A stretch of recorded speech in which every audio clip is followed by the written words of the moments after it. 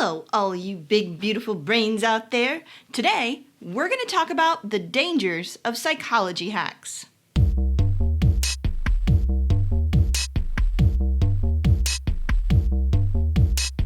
Before we get started, take a minute to subscribe to Psy vs. Psy. Help out your friendly neighborhood psychologist while I tell you all about why you might want to avoid some of those psychology hack videos you see online. So, if you watch a lot of psychology videos on YouTube, like I do, you are undoubtedly also getting recommended videos for psychological tips, tricks, and hacks. We're going to talk about one of those hacks today, but first, I want to mention just how irresponsible and just plain wrong these terms and videos can be. First off, psychology is a science. Describing a well-known psychological principle as a hack is just plain weird. To give an example of what this would be like from a different area of science, everyone knows in chemistry, if you combine baking soda and vinegar, that creates a predictable chemical response. But you never see videos of people making a volcano hack. It's just weird. Secondly, most of the videos presenting these psychological hacks aren't really presenting hacks at all.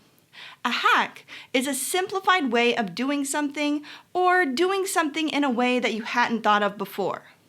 These psychological hack videos you see online are mostly things people do to try to trick or lie to others, to manipulate them into getting their own way. I do not know of any licensed psychologist that would ever encourage you to lie or manipulate other people. Lastly, the vast majority of these hacks simply aren't true, and they definitely aren't based on psychological principles. Let's take a look at the psychological hack we're tackling in today's video: smiling. Now, I'm not going to call out any one video or content creator, but one of the hacks I saw mentioned most commonly was smiling. The hack says smile at everyone. Smiling makes people like you more.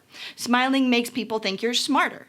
Smiling makes people think you're nicer. Smiling makes people calm down if they're angry, like say in a customer service setting. There's even that old saying, service with a smile. And this advice seems innocent and harmless enough in the midst of some of these other, much more manipulative hacks. But it simply isn't true. For starters, the majority of individuals can easily tell the difference between a natural or a forced smile.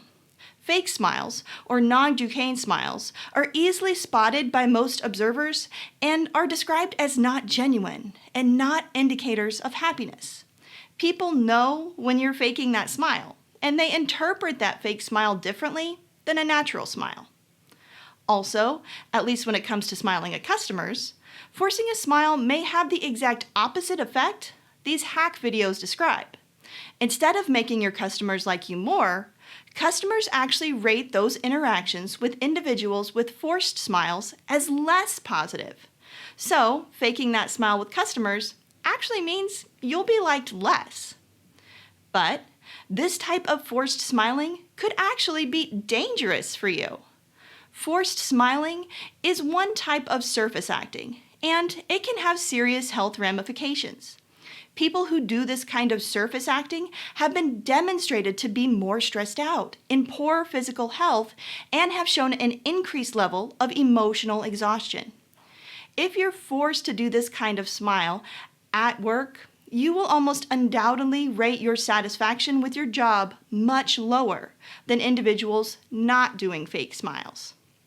Not only is this hack wrong, it can actually make you worse off emotionally and physically than if you hadn't tried it. If you ask me, I'm not sure a lot of the things described as psychological hacks are really psychology at all. They may loosely be based around human behavior, but it's more manipulation of behavior for personal gain, which no ethical psychologist would ever do. Psychology is a science, and real psychologists follow an ethical code which expressly prohibits manipulating others for your own gain. If you want to know more about some scientifically proven psychology, make sure you subscribe to Psy vs. Psy so you can get all of our other videos and you can learn all about the science of psychology. Until next time, keep thinking, and I'll see y'all later. Bye.